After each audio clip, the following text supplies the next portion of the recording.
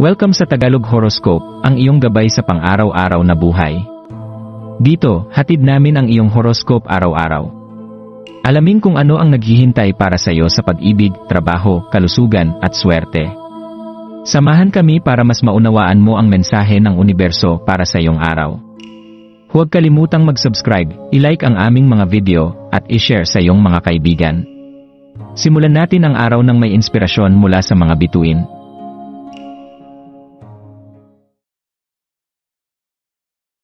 Narito ang iyong pang-araw-araw na horoscope para sa Aquarius ngayong January 18, 2025. Isang araw ng pagninilay at pag-unlad ngayong Sabado, January 18, maaari mong maramdaman ang bigat ng iyong kakaibang pananaw sa mundo. Isang pananaw na madalas naglalagay sa iyo sa isang tila hiwalay na lugar. Ngunit tandaan, ang iyong pagiging natatangi ay isang biyaya na nagdadala ng liwanag sa iba. Ang araw na ito ay pagkakataon upang yakapin ang kalakasan ng iyong pagkatao at hanapin ang kagandahan sa iyong pagiging iba. Ika-negatibo 20 araw ng buwan, pagbukas ng potensyal. Ang ika-negatibo 20 lunar day ay nagdadala ng paanyaya upang buksan ang iyong tunay na potensyal. Ito ang tamang panahon upang alisin ang mga pag-aalinlangan sa sarili na pumipigil sa iyong pag-usad. Pagnilayan kung anong mga aspeto ng iyong pagkatao ang hindi mo pa lubusang tinatanggap, at hayaan ang lakas ng araw na ito na tulungan kang buuin ang tiwala sa sarili. Sa pamamagitan ng pagpapatawad at pagmamahal sa iyong sarili, makakahanap ka ng mas malalim na pagkakaintindihan sa iyong pagkatao. Ilaw ng buwan sa Virgo, praktikalidad at pagsusuri. Habang ang buwan ay nasa Virgo, ang enerhiya ng pagiging maingat at metikuloso ay nangingibabaw. Hinahamon ka nito na huwag magpadala sa bugso ng emosyon, at sa halip ay gumamit ng maayos na plano sa pagharap sa mga hamon. Ito ang tamang pagkakataon upang suriin ang iyong mga layunin at gumawa ng konkretong hakbang upang maabot ang mga ito. Sa halip na malunod sa dami ng problema, subukang hati-hatiin ang mga ito sa mas maliliit na bahagi. Ang simpleng hakbang na ito ay makakatulong upang makita mo ang progreso kahit paunti-unti.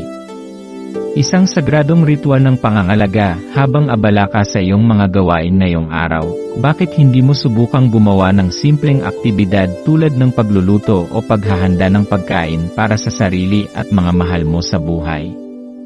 Ang ganitong gawain ay hindi lamang nagbibigay sustansya sa katawan, kundi nagdadala rin ng init at pagmamahal sa bawat sandali. Ang bawat hakbang sa paghahanda ay nagiging isang sagradong ritual na nagpapalapit sa iyo sa mga taong mahalaga sa iyo.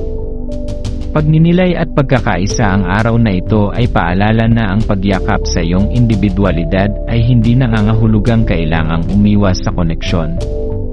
Sa halip, hanapin ang balanse sa pagitan ng pagiging totoo sa sarili at pagbibigay ng pagmamahal sa iba. Ang pakikinig sa iyong mga damdamin at pagiging maingat sa iyong pakikitungo ay nagdadala ng pagkakasundo sa loob at labas. Pagwawakas ng araw. Sa pagtatapos ng araw, maglaan ng oras upang pasalamatan ang iyong sarili sa lahat ng natutunan at nagawa mo. Yakapin ang kapayapaan na dulot ng pagkakaintindihan sa sarili.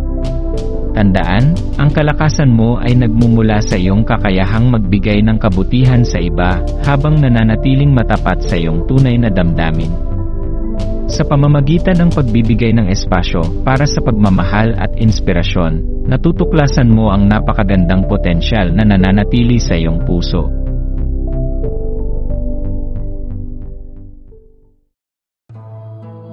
Maraming salamat sa panonood ng iyong horoscope ngayon araw. Naway gabayan ka ng mga bituin sa iyong landas. Huwag kalimutang mag-like, share, at subscribe para sa iba pang cosmic na kaalaman.